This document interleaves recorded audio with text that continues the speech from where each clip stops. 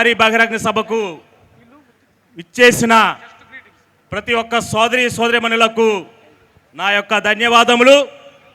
పిలుపునివ్వగానే ఎంత చక్కగా మీరు వచ్చారంటే మీకు ఈ యొక్క సభ మీద ఉన్న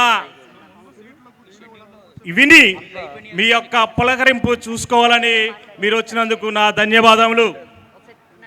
ఆకాశంలో నీలి మబ్బులు ఉంటుంది, మన నూజివేడులో ఈ యొక్క భూమి మీద అంత నీలిరంగుతో కప్పేయబడినది. అవునా కాదా? అవునా కాదా? జై మాల, జై మాల. ఏబిసిడి వద్దు, ఐక్యతే ముద్దు. ఏబిసిడి వద్దు, ఏబిసిడి వద్దు. జై భీమ్. డాక్టర్ బిఆర్ అంబేద్కర్ జిందాబాద్. Doctor BR Ambedkar. సహోదరులారా, ఇది అంత తమాషా అయిన వారం కాదు ఇవాళ పెట్టుకున్న మన యొక్క మీటింగు. పెద్దలు చెప్తారు, ఒక పిలుపు ఒక సుప్రీంకోర్టు హైకోర్టుతో తీర్పులు ఇస్తే ఈ ప్రజా పరిపాలనలో డెమోక్రసీలో అది చెల్లుబాటు కాదు. ఒక ప్రభుత్వం ఏర్పడిందని ఒక జడ్జితో నువ్వు ఒక తీర్పు ఇస్తే అది కుదురుతుందా?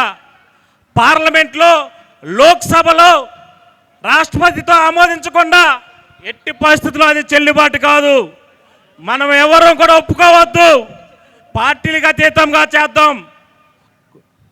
ప్రతి ఒక్కరు అర్థం చేసుకోవాలి, ఇది చాలా చిన్న విషయం కాదు. ఎందుకంటే ఇదే గనక జరిగితే రేపొద్దున్నే మన జాతికి ఇంకొక జడ్జితో ఇంకొక తీర్పిస్తారు. అవునా కాదా? అవునా కాదా?